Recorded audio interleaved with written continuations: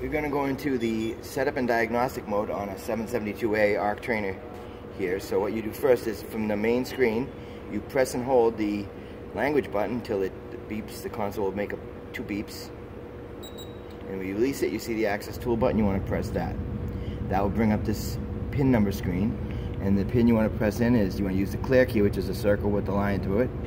Then the 770 is the code.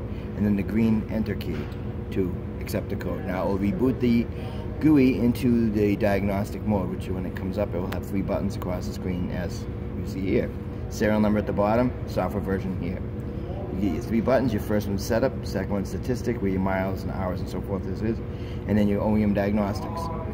So the setup, we'll start here. We'll press the setup. You get time, date, units in the first screen. Time is obviously setting the time. This will be on the clock that you'll see on the display screen. It also is valuable for putting a timestamp on error codes that will come up in the screen. Changing it, you'd enter it manually here. You could add -1 hour for daylight saving time here, but you can enter it manually right here as well. Then enter will save it and go to the next screen, which will be the date. Same thing, you can put the date in as, you can change the style where the date and month change around, but we keep it the same. Then you have the location, you have distance and weight.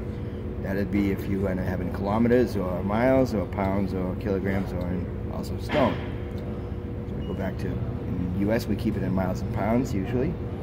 And in the next, this is your screen. I should probably go back to the main screen. So when you go to the next screen, you have EPEM setup. That's going to be for the TV.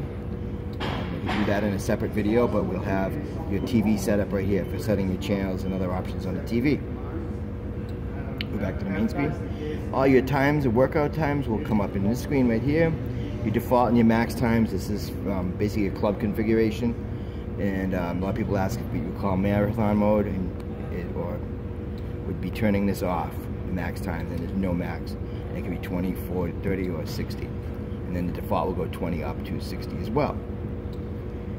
The next time, one button is the pause. You can pause is defaulted to off. You can turn it up to 2 minutes or off, which is the default. The next screen will be the sound. You can turn the console beep on and off, the headphone beep to some on or off, and then your default volume can be set there. Usually I recommend leaving those on, as people don't hear the button, then beeps, they don't know the buttons are functioning. Some people request to turn them off. That's where they can do that. Your quick start setup is here. This is just default resistance mode. I could go into more detail on this, but you have ARC mode, which is the resistance goes from 0 to 100. Constant power, which is in watts up to 900 watts, 0 to 900, it defaults at 35. And adaptive power is levels from 1 to 21.